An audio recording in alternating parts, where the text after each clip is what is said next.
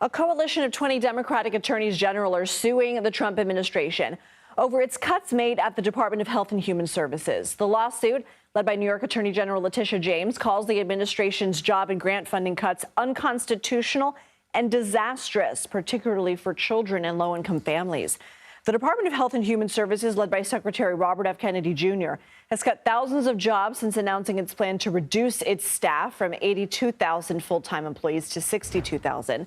And the agency's budget may soon be shrinking as well. The White House's 2026 fiscal year proposal includes more than $33 billion in cuts to the HHS. That's about a 36% drop from this year's budget. CBS News medical contributor Dr. Céline Gounder joins us now.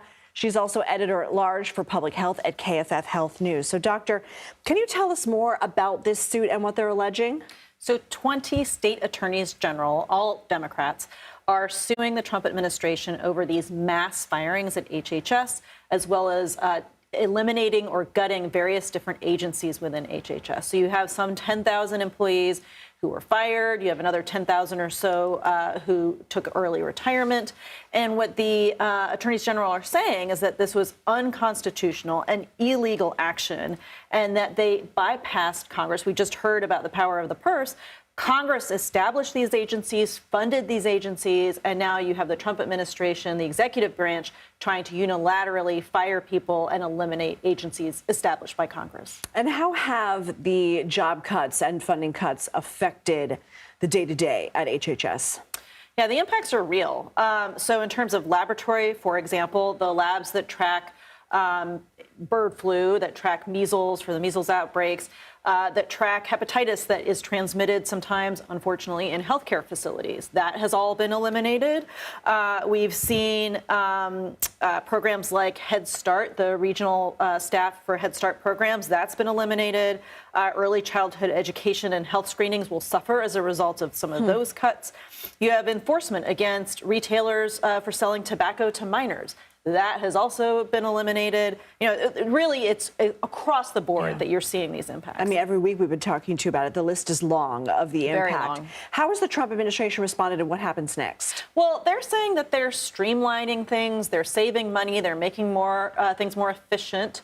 And unfortunately, even Secretary Kennedy has admitted there have been mistakes in terms of some of these firings. He has said, oh, well, it was a mistake to fire the team that leads lead poisoning investigations at the CDC.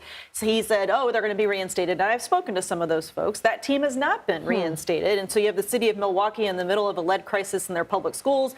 They've asked CDC for help. They're not getting that help as a result. So it really makes you wonder, you know, one is Secretary Kennedy's team talking to the DOJ team, and how much coordination and thinking and planning went into all of this. And we can see, I mean, for example, Department of Education, we were just talking about student loans, and she's trying to get someone on the phone. That's not necessarily the definition of efficiency if you can't do that.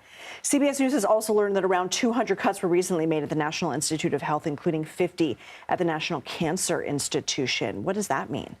Well, many of these people who were cut from the National Cancer Institute were with comms, communications. So, but that might sound like, oh, that's just PR. No, actually, these are people who are there to answer questions from doctors and patients. The whole point of doing this research is for that research to then benefit patients. So if doctors have questions, oh, is there a trial that will be right for my patient, or what is the right treatment for my patient based on the newest science? You know, those kinds of communications, those are the kinds of folks that were being let go. It's more like a liaison. Liaison, yes. A scientific liaison or patient liaison is probably a better way to frame it. Okay, Dr. Céline Gounder, thank you.